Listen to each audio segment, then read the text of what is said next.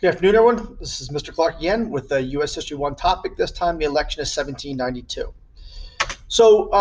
Now, since the election of 1788, the first election in our country's history, the election of George Washington as president and John Adams as vice president, since that time, two new states have been admitted to the Union, if you look by this map here. So we're going to have the state of Vermont and the state of Kentucky.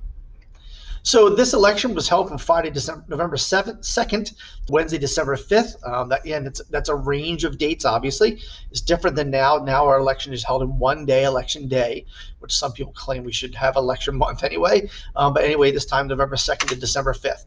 Same rule still applies last election, 1788. The number one vote getter becomes president. Number two vote getter becomes vice president.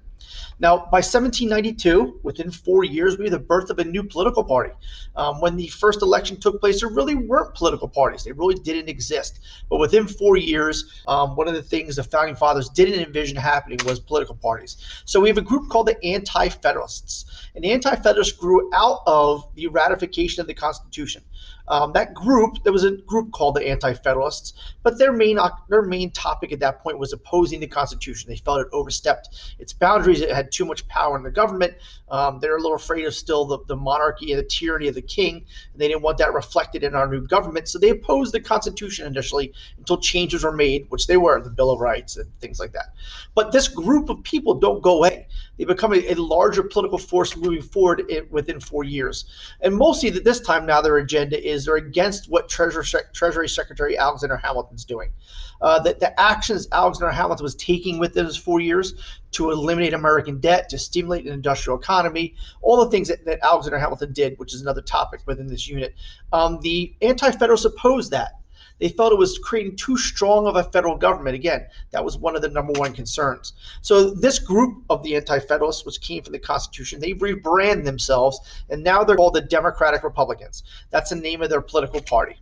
So this group is led by Secretary of State Thomas Jefferson. Again, it's unusual. So you have the president and the vice president being one party and the Secretary of State being a different political party altogether, as well as James Madison, who's considered the father of the Constitution, the guy who wrote most of the document.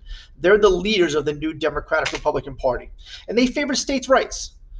They wanted more state power versus federal power. They opposed what Alexander Hamilton was doing financially. They felt it was creating too much federal power, too much intervention within individual lives. Now, the Democratic Republicans know they had no shot at beating George Washington in the election of 1792. Again, remember that rule: first place, number most votes becomes president, second most becomes vice president. So the Democratic Republicans were a little bit realistic, going, we're never going to get the most votes. We're never going to beat George Washington. But we could try and get the second most votes and beat John Adams, and therefore have a say in government. So that was actually their rationale, was we're going to try and finish number two. George Washington considered retiring after just 4 years. It'd been a long haul for him, going from congressman to general, and all the fighting of the American Revolution and the struggles he had there, to becoming the first president of the United States. This is a lot for one person to do in their lifetime, and he was tired. But both sides encouraged him to stay. They knew they still needed him. They needed the presence of George Washington in government to, again, lend respectability to that institution. Now, George Washington, again, ran unopposed. He received every vote except for one. One single guy did not vote for George Washington to be president. So again, his first election was only a unanimous election. But as you see here by the electoral map, George Washington does win in every single state, including the two new ones that are added in. He wins all of the states in the election of 1792. So therefore, he becomes president of the United States for the second time.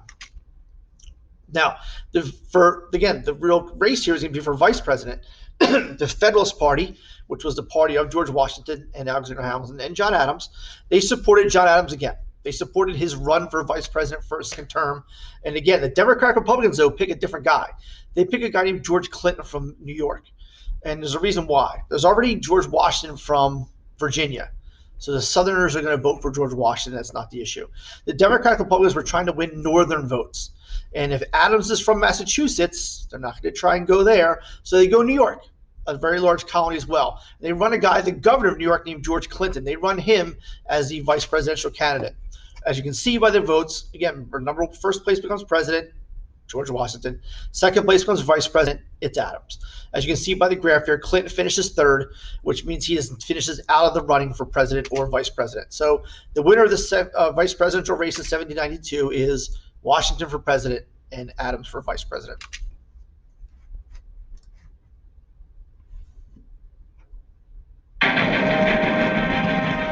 (1792). Incumbent George Washington was up for re-election. But the Revolutionary War hero, the man unanimously chosen to be the nation's first president, wasn't thinking of a second term. He was thinking of retirement to his beloved farm at Mount Vernon. George Washington really was not particularly eager to be president. At state dinners, ceremonial dinners, he would be sitting at the head of the table, kind of looking into space and banging a piece of silverware against the table while the conversation went on around him, because he really just wanted it to be over so he could leave. He was exhausted by public service. He had been in service of the country since really 1775. The other thing that happened is that for the first time, people started criticizing him, and it made him very angry. That was his one ego flaw.